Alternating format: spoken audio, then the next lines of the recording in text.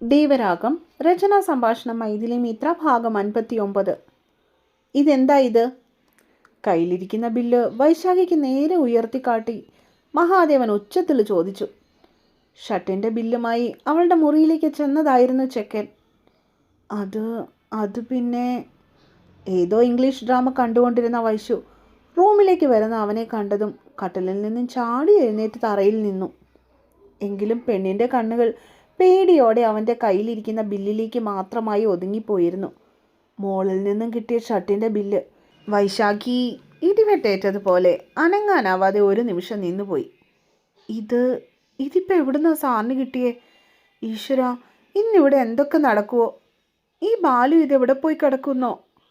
ദേവനോടുള്ള പേടി കാരണം വൈശാഖി ആലില പോലെ വിറയ്ക്കുവാൻ തുടങ്ങിയിരുന്നു. നിന്നോടാ വൈശാഖി ചോദിച്ചേ ഇതെന്താണെന്ന്? അവളുടെ മുൻപിലേക്ക് ചെന്ന് നിന്നുകൊണ്ടവൻ വീണ്ടും അലറി. അത് ബില്ലാ സർ. ഞെട്ടിക്കൊണ്ട് ഉമിനീര് വിഴുങ്ങിയവൾ ദേവൻ്റെ മുൻപിൽ പകപ്പോടെ അതിലുപരി പരിഭ്രമത്തോടെ മുഖം കുനിച്ചു നിന്നു. ആ നേരം അവൻ എന്തും മറുപടി കൊടുക്കണമെന്ന് വൈശാഖി സത്യം പറഞ്ഞാൽ മറന്നുപോയി എന്ന് വേണം പറയുവാൻ. നീ എന്താ ആളെ കളിയാക്കാണോ? വൈശാഖി തന്നെ കളിയാക്കിയതാണെന്ന് കരുതിയവൻ്റെ മുഖം വലിഞ്ഞു മുറുകി. Sorry sir. അപ്പോഴാണ് തൻ്റെ നാവ് ചതിച്ച കാര്യം വൈശുവും മനസ്സിലാക്കിയത്. ഭയത്താൽ പെണ്ണിൻ്റെ വിരൽത്തുമ്പുകൾ പോലും ആ സമയം വിറയ്ക്കുന്നുണ്ടായിരുന്നു. അവൾ ഇരു കൈകളും വിരലുകൾ തമ്മിൽ മുറുക്കെ കൂട്ടിപ്പിടിച്ചു വെച്ചു. ആരെങ്കിലും ഒന്ന് ഇപ്പോൾ തൻ്റെ മുറിയിലേക്ക് കയറി വന്നെങ്കിലെന്ന് വൈശാഖി അപ്പോൾ ആത്മാർത്ഥമായി ആഗ്രഹിച്ചു പോയി. പക്ഷേ വിറക് പെറുക്കുവാനായി വീടിന് പിന്നിലെ തോട്ടത്തിലേക്ക് പോയ വീട്ടുകാർ അവിടെ നടന്നുകൊണ്ടിരിക്കുന്നത് എങ്ങനെ അറിയാനാണ്? അവരുടെ കൂടെ പോവാതെ ഒറ്റയ്ക്ക് വീട്ടിലിരിക്കാൻ തോന്നിയ സമയത്തെ അവൾ അപ്പോൾ മനസ്സിൽ ശപിച്ചുപോയി. എന്തു സോറി? ഞാൻ ചോദിച്ചതിനുള്ള ഉത്തരം ഇപ്പോഴും എനിക്ക് കിട്ടിയിട്ടില്ല വൈശാഖി. അപ്പോഴും രൂക്ഷമായി അവളെ തന്നെ ഉറ്റുനോക്കിക്കൊണ്ട് നിൽക്കുകയായിരുന്നവൻ. അത് പിന്നെ ഞാൻ... പെണ്ണിൻ്റെ കണ്ണുകൾ ദയനീയമായി അവൻ്റെ മുഖത്തേക്ക് നോട്ടം പായിച്ചു. എന്തു പറയും? എങ്ങനെ പറയും? അല്ലെങ്കിൽ തന്നെ ഇപ്പോൾ ഒന്നും പറയേണ്ട കാര്യമില്ല. തെളിവ് സഹിതം ബില്ലും കൊണ്ടാണ് സാർ ഇപ്പോൾ തൻ്റെ മുന്നിൽ വന്ന് നിൽക്കുന്നത്. ഇപ്പോഴും ജൗളിക്കടയിൽ പോയി 100-150 രൂപയ്ക്ക് വില കുറഞ്ഞ തുണി നോക്കി വാങ്ങി തയ്പ്പിക്കുന്നവനാണ് താനിപ്പോൾ 14,000 രൂപയുടെ ഷർട്ട് വാങ്ങി കൊടുത്തത്. 2 തല്ല് തന്നാലും വേണ്ടില്ല, എന്നെ ഈ വീട്ടിൽ നിന്ന് ഇറക്കി വിടാതിരുന്നാൽ മതിയായിരുന്നു. ഈ ബില്ലിപ്പോൾ സാറിന് എവിടെ നിന്ന് കിട്ടിയോ എന്തോ? അത് ബാലുവിൻ്റെ കയ്യിലായിരുന്നല്ലോ അന്നുണ്ടായിരുന്നത്. കളഞ്ഞിട്ടുണ്ടാവില്ലായിരിക്കാം. അവൾക്ക് വെപ്രാളം വന്നിട്ട് തൊണ്ട വരണ്ടു. നാവ് പറ്റി ഉണങ്ങിയിരുന്നതിനാൽ ഒരു വാക്ക് പോലും അവളുടെ വായിന്ന് പുറത്തേക്ക് വീണതുമില്ല. വൈശാഖി! അവൻ പല്ല് ഞെരിച്ചുകൊണ്ട് അവളെ നോക്കി മുഷ്ടി ചുരുട്ടി. കണ്ണും മിഴിച്ച് ഒന്നും മിണ്ടാതെ തൻ്റെ മുഖത്തേക്ക് നോക്കി ഉറ്റുനോക്കിക്കൊണ്ട് നിൽക്കുന്നവളെ കണ്ടതും മഹാദേവന് സ്വയം നഷ്ടമാവാൻ തുടങ്ങിയിരുന്നു. സർ! അവൻ്റെ നലർച്ചയിൽ പെണ്ണ് നടുങ്ങിപ്പോയി. എൻ്റെ ക്ഷമ പരീക്ഷിക്കരുത് നീ. ഇത്രയും വിലയുടെ ഷർട്ട് എനിക്ക് മേടിച്ചു തരാൻ നിന്നോടാരാടി പറഞ്ഞേ? അവൾക്ക് നേരെ അവൻ വിരൽ ചൂണ്ടി. ആരും പറഞ്ഞില്ല സർ. കരഞ്ഞു പോകുമോ എന്ന് തോന്നിയതും പെണ്ണ് ചുണ്ടുകൾ രണ്ടും കൂട്ടിപ്പിടിച്ചുകൊണ്ട് മുഖം കുനിച്ചു. പിന്നെ നീ എന്തിനു വാങ്ങി? ചോദ്യമല്ലായിരുന്നു, അതൊരലർച്ചയായിരുന്നു. ഇഷ്ടം കൊണ്ട് വാങ്ങിയതാ സർ. ഒത്തിരി ഇഷ്ടമായിട്ട് വാങ്ങിയതാ. അപ്പോൾ വിലയൊന്നും നോക്കിയില്ല. ഉള്ളിലൊരു സങ്കടത്തിൻ്റെ കടൽ തന്നെ ഉണ്ടായിട്ടും അവൾ കരച്ചിൽ നിയന്ത്രിച്ചുകൊണ്ട് എങ്ങനെയൊക്കെയോ പറഞ്ഞൊപ്പിച്ചു. നോക്കില്ല? നീ ഒന്നും നോക്കില്ല. അല്ലെങ്കിൽ തന്നെ നിനക്കൊന്നും നോക്കേണ്ട കാര്യമില്ല. ജനിച്ചു വീണതേ ഒരു പണത്തിൻ്റെ കൂമ്പാരത്തിനകത്തേക്കല്ലേ, പിന്നെ എങ്ങനെ നീ നോക്കും? അവൻ്റെ ചോദ്യങ്ങൾ അവളിലേക്ക് അമ്പുകളായി പെയ്തു. പെണ്ണിൻ്റെ കണ്ണ് നിറഞ്ഞു. ഇതൊക്കെ ശുദ്ധ അഹങ്കാരമാണ് വൈശാഖി. 4,000 രൂപയുണ്ട് എന്തൊക്കെ ചെയ്യാം? ഈ വീട്ടിൽ ഒരു മാസം വാങ്ങുന്ന പലചരക്ക് സാമാനത്തിന് പോലും ഇതിൻ്റെ പകുതി കാശ് പോലും ആവശ്യമില്ല. ഇതുണ്ടായിരുന്നെങ്കിൽ 4-5 മാസത്തെ കറണ്ട് ബില്ല് ഞാൻ അടച്ചേനെ. കോളേജിൽ പോകുമ്പോൾ ഇടുന്ന ഒരു വർഷത്തേക്കുള്ള എൻ്റെ മൊത്തം തുണിക്ക് പോലും ഇത്രയും പൈസ എനിക്ക് വേണ്ടി വരില്ല. ഇത്രയും രൂപ ഉണ്ടെങ്കിൽ വീട്ടുകാർക്ക് മൊത്തത്തിലുള്ള ഒരു ഓണക്കോടി എനിക്ക് എടുത്ത് വാങ്ങാം. മനുഷ്യൻ നാണം മറയ്ക്കാൻ വേണ്ടിയാണ് തുണി ഉടുക്കുന്നത്, അല്ലാതെ ബ്രാൻഡ് കാണിക്കാൻ വേണ്ടിയല്ല. ദേഷ്യവും സങ്കടവും ഒക്കെ കൂടിച്ചേർന്ന ഭാവമായിരുന്നു ആ നേരം അവന്. അൻ്റെ അലർച്ചയിൽ പേടിച്ചരണ്ട് നിൽക്കാനല്ലാതെ ആ പാവത്തിനെ കൊണ്ട് മറ്റൊന്നും കഴിയുമായിരുന്നില്ലപ്പോൾ. കണ്ണ് നിറച്ച് വിതുമ്പിക്കൊണ്ട് അവൾ അവൻ്റെ മുൻപിൽ നിസ്സഹായിയായി നിന്നു. 1-2 നിമിഷങ്ങൾ കൂടി കഴിഞ്ഞതും കണ്ണുനീര് കവിളിന് മുകളിൽ കൂടി താഴേക്ക് ഒഴുകുവാനായി തുടങ്ങി. കൂട്ടത്തിൽ സങ്കടം സഹിക്കാൻ വയ്യാതെ വന്നപ്പോൾ വിതുമ്പലുകൾ ഏങ്ങലടിയിലേക്ക് മാറുകയും ചെയ്തു. വൈശാഖി, എനിക്ക് ദേഷ്യം വരുന്നുണ്ട് കേട്ടോ. ഓരോന്നും ഒപ്പിച്ചു വെച്ചിട്ട് കരയാൻ മാത്രം ഞാനൊന്നും നിന്നോട് പറഞ്ഞിട്ടില്ല. അവളുടെ കണ്ണുകൾ പെയ്യുന്നത് കണ്ടിട്ടാവണം ചെക്കൻ ഒട്ടൊരു അസ്വസ്ഥതയാൽ തലയൊന്ന് കുടഞ്ഞത്. എന്നിട്ടും ഉള്ളിലെ കളി അടങ്ങുന്നില്ലെന്ന് കണ്ടതും അവൻ ആ കയ്യിലിരുന്ന ബില്ല് ചുരുട്ടിക്കൂട്ടി തറയിലേക്ക് ഊക്കോടെ വലിച്ചെറിഞ്ഞു കളഞ്ഞു. എന്നിട്ട് ഇരു കൈകൾ കൊണ്ട് മുടി കോതി പിന്നിലേക്ക് ആക്കി വെച്ചു. ഒരു വട്ടമല്ല, പല വട്ടം മഹാദേവൻ അത് ആവർത്തിച്ചു. പിന്നീട് ഏണിന് മുകളിൽ കൈവച്ചുകൊണ്ട് ശ്വാസം ആയത്തിൽ അകത്തേക്ക് വലിച്ചിട്ട് പുറത്തേക്ക് തള്ളിക്കൊണ്ടിരുന്നു. ഇതെല്ലാം കണ്ടു നിന്നവളുടെ മനസ്സ് വീണ്ടും നീറി തുടങ്ങി. കാരണം അവൻ തൻ്റെ കണ്ണുനീര് കണ്ടിട്ടോ അല്ലെങ്കിൽ തൻ്റെ അവസ്ഥയോർത്തോ ദേഷ്യം കുറയ്ക്കാൻ ശ്രമിക്കുകയാണെന്ന് വൈശാഖിക്ക് ഇതിനോടകം തന്നെ മനസ്സിലായിരുന്നു. ഇന്ന് രാവിലെ ഷർട്ട് കൊടുത്താൻ പോയപ്പോഴും ഇതേ ദേഷ്യമായിരുന്നു സാറിന്. ഒടുവിൽ തൻ്റെ കരച്ചിൽ കണ്ടിട്ടാണ് സാർ അടങ്ങിയത് തന്നെ. 1-2 നിമിഷങ്ങൾ കഴിഞ്ഞതും മഹാദേവൻ വീണ്ടും അവൾക്ക് നേരെ തിരിഞ്ഞു. മുഖം അപ്പോഴും വലിഞ്ഞു മുറുകി തന്നെ ഇരിക്കുകയായിരുന്നു. നിന്റെ ഈ ധൂർത്തടി നീ ഇന്ന് തന്നെ നിർത്തിക്കുക വൈശാഖി. അതായിരിക്കും നിനക്ക് നല്ലത്. നാളെ ഒരു സാധാരണക്കാരനെ കല്യാണം കഴിക്കേണ്ടി വന്നാൽ നിന്റെ ഈ അഹങ്കാരം അവിടെ കാണിക്കാൻ പറ്റുമോ? ചെലവ് ചുരുക്കി ജീവിക്കേണ്ടി വരും. അതുകൊണ്ട് കാശ് മുടക്കുമ്പോൾ നോക്കിയും കണ്ണും ചെയ്താൽ നിനക്ക് കൊള്ളാം. ഇനി ഇജാതി പ്രഹസനവും കൊണ്ട് എൻ്റെ അടുത്തേക്ക് നീ ഇനി വരരുത്. 1-2 നിമിഷങ്ങൾ കഴിഞ്ഞതും മഹാദേവൻ വീണ്ടും സംസാരിച്ചു തുടങ്ങി. പക്ഷേ അതിനിത്തിരി മുൻപുള്ളതിൻ്റെ അത്രയും കടുപ്പം ഉണ്ടായിരുന്നില്ല. ഒരു തരത്തിൽ പറഞ്ഞാൽ അത് വൈശാഖിക്ക് ഒരു ആശ്വാസവും ആയിരുന്നു. അതിന് അവളെപ്പോലൊരു കൊച്ചു ഏത് സാധാരണക്കാരെ എന്തിനാ കെട്ടുന്നേ? വാതിൽക്കൽ നിന്നൊരു അശരീരി കേട്ടപ്പോഴാണ് മഹാദേവനും വൈശാഖി ഒരുപോലെ അങ്ങോട്ടേക്ക് നോക്കിയത്. മുറിയുടെ വാതിലടഞ്ഞു നിൽക്കുന്ന പത്മാവതി അമ്മ ഉടുത്തിരിക്കുന്ന നേരിയതിൻ്റെ തുമ്പ് പിടിച്ച് ഇടുപ്പിൽ കുത്തിക്കൊണ്ട് അകത്തേക്ക് കയറി വരുന്നു. അകത്ത് നടന്ന സംഭാഷണങ്ങൾ കേട്ടെന്ന് അവരുടെ മുഖഭാവം തന്നെ വ്യക്തമായിരുന്നു. അല്ല, എനിക്കറിയാൻ മേലാഞ്ഞിട്ട് ചോദിക്കുക, ഈ പങ്കുച്ചന് ചെലവ് ചുരുക്കി ജീവിക്കേണ്ട ആവശ്യം എന്താടാ ദേവാ?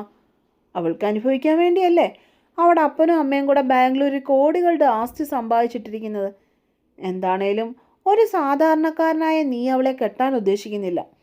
അതുകൊണ്ട് തൽക്കാലത്തേക്ക് നീ അവൾക്ക് ചെലവ് ചുരുക്കലിൻ്റെ ക്ലാസ് എടുത്ത് കൊടുക്കണ്ടടാ കൊച്ചുമോനെ. പത്മാവതി മഹാദേവനെ ഒന്ന് ഇരുത്തി നോക്കിയിട്ട് വൈശുവിൻ്റെ അരികിലായി ചെന്ന് നിന്നു. മുത്തശ്ശി അകത്തേക്ക് കയറി വന്നത് ഒരു തരത്തിൽ പറഞ്ഞ വൈശാഖിക്ക് ആശ്വാസമായിരുന്നെങ്കിലും അവർ തമ്മിൽ ഒന്നിനൊന്ന് പറഞ്ഞ് ഒച്ചയെടുക്കുമോ എന്നതായിരുന്നു അപ്പോഴത്തെ അവളുടെ ഭയം.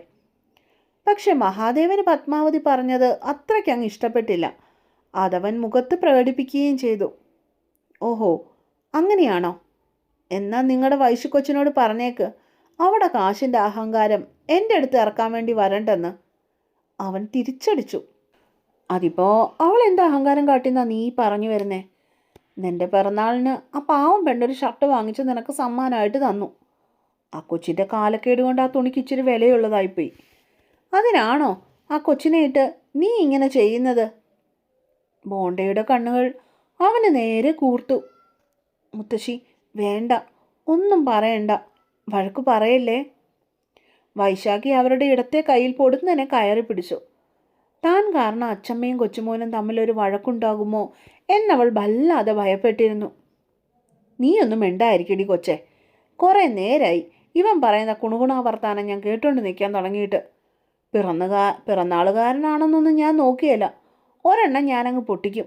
അല്ല പിന്നെ, നിനക്ക് ആ ഷർട്ട് വേണമെങ്കിൽ അവൾക്ക് അങ്ങ് തിരിച്ചു കൊടുത്തേക്ക്. പ്രശ്നം തീർന്നല്ലോ. മഹാദേവനെ നോക്കി ഒരു പുച്ഛം വാരി വിതറി.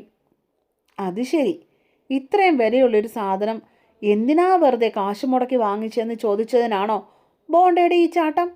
കൊള്ളാം ബോണ്ടേ, കൊള്ളാം. ഇവക്ക് ഈ വീട്ടിലെ പെരുമാറ്റ രീതികൾ പറഞ്ഞു കൊടുക്കുന്നതിന് പകരം അവൾ ചെയ്തത് ശരിയാണെന്ന് പറഞ്ഞ് നടക്കുക അല്ലേ? അവന് വിഷത്തോടെ ബോണ്ടയെ നോക്കി കണ്ണുരുട്ടി കാട്ടി. അവൾക്ക് എന്തിനാടാ ഞാൻ ഈ വീട്ടിലെ രീതികൾ പറഞ്ഞു കൊടുക്കുന്നേ? അവളെന്താ ഈ വീട്ടിലെ മരുമോളാകാൻ പോകുന്ന കൊച്ചാണോ? പത്മാവതി ഒട്ടും സമയം പാഴാക്കാതെ കൊച്ചുമകൻ്റെ പത്തിക്കിട്ട് തന്നെ ഒന്ന് കൊടുത്തു. പക്ഷെ വൈശാഖി ആ നേരം ബോണ്ടിയുടെ സംസാരം കേട്ട് കണ്ണും വായും മിഴിച്ച് നിൽക്കുമായിരുന്നു. പറഞ്ഞു ഈ മുത്തശ്ശി എങ്ങോട്ടേക്കായി പോന്നേന്ന് അവൾ അമ്പരപ്പോടെ ചിന്തിച്ചു.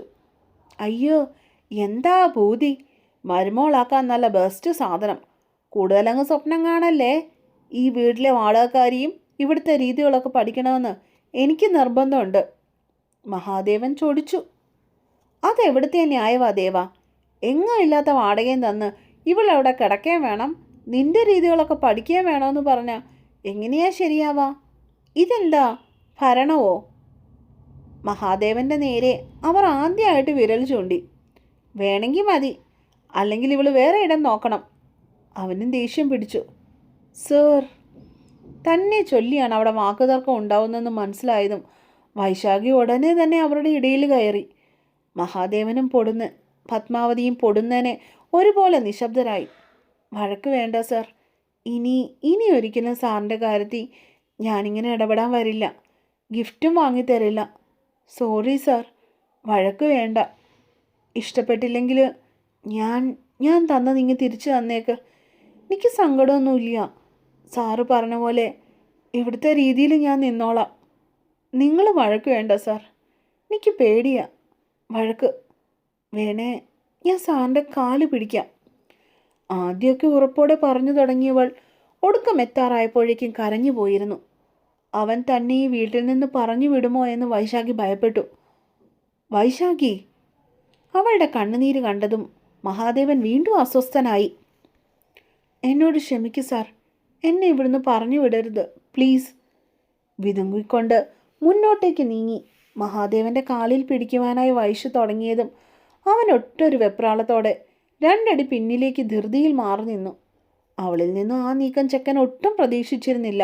പെണ്ണിൻ്റെ കണ്ണിലെ പേടിയും ഭയവും ദേവനെ വല്ലാതെ അലോസരപ്പെടുത്തി എന്നതാണ് സത്യം. മോശമായിപ്പോയി ദേവ, ആ കൊച്ചിനോട് അങ്ങനൊന്നും സംസാരിക്കാൻ പാടില്ലായിരുന്നു. നീ ഇത്രയ്ക്കായി പോയല്ലോ. വൈശുവിൻ്റെ കയ്യിൽ പിടിച്ച് പിന്നിലേക്ക് നീക്കി നിർത്തിയിട്ട് പത്മാവതി അവനെ രൂക്ഷമായി ശാസിച്ചു. അവൻ ആ പെണ്ണിനെ തളർച്ചയോടെ ഒന്ന് നോക്കി. ഏങ്ങലടിച്ചു നിന്നവൾ മുഖം കുനിച്ചു പിടിച്ചുകൊണ്ട് നിൽക്കുന്നു. അവളെ ഒരു വട്ടം കൂടി നോക്കിയിട്ട് മഹാദേവൻ ധൃതിയിൽ ആ മുറിയിൽ നിന്ന് ഇറങ്ങിപ്പോയി. മുത്തശ്ശി, സാറിന് എന്നോട് ദേഷ്യമായി, എന്നെ പറഞ്ഞു വിടുവോ? കാറ്റുപോലെ മുറിയിൽ നിന്നും പുറത്തേക്ക് പാഞ്ഞവൻ അവളിൽ വീണ്ടും പേടി നിറച്ചു. അവൻ അങ്ങനൊക്കെ പറയും കൊച്ചെ. ഇത്രയും നാളായിട്ട് നീ എൻ്റെ കൊച്ചുമോൻ്റെ സ്വഭാവം മനസ്സിലാക്കിയിട്ടില്ല പെണ്ണെ. മോശം. വൈശാഖിയുടെ കണ്ണുനീർ തുടച്ചു കൊടുത്തിട്ട് അവളെ പിടിച്ച് കട്ടിലേക്ക് ഇരുത്തിയവർ. എന്നിട്ട് അവൾ കരിയിലായിരുന്നു. കണ്ടില്ലേ നീയെ, ഒരിക്കലും ഇല്ലാത്ത വിധം ഉത്തരം പോയത്. അവളെ പെണ്ണിനെ പിടിച്ച് മടിയിൽ കിടത്തി അവളുടെ മുടിയിഴകളിൽ കൂടി വിരലോടിക്കുമ്പോൾ മഹാദേവനെ ഓർത്ത് ചെറു പൊൻചിരി അവരുടെ ചുണ്ടുകളിൽ വിരിഞ്ഞിരുന്നു. എന്നോട് ഇറങ്ങിപ്പോകാൻ പറഞ്ഞു. ഞാൻ വെറും വാടകക്കാരിയാണല്ലേ? അതേസമയം പത്മാവതിയുടെ മടിയിൽ തലചേർത്ത് വെച്ച് കിടന്നവളുടെ മനസ്സിലെ മാനസിക സംഘർഷങ്ങൾ അതോർത്തായിരുന്നു. അപ്പോൾ നാളത്തെ പാട്ടുമായിട്ടടുത്ത് നാളെ വരാം. നിങ്ങളുടെ വിലയേറിയ അഭിപ്രായങ്ങൾ എഴുതി അറിയിക്കുക. പിന്നെ ഇനി സബ്സ്ക്രൈബ് ചെയ്യാത്തവരുണ്ടെങ്കിൽ ആരെങ്കിലും ഉണ്ടെങ്കിൽ ഒന്ന് സബ്സ്ക്രൈബ് ചെയ്തേക്കണം കേട്ടോ. അപ്പോൾ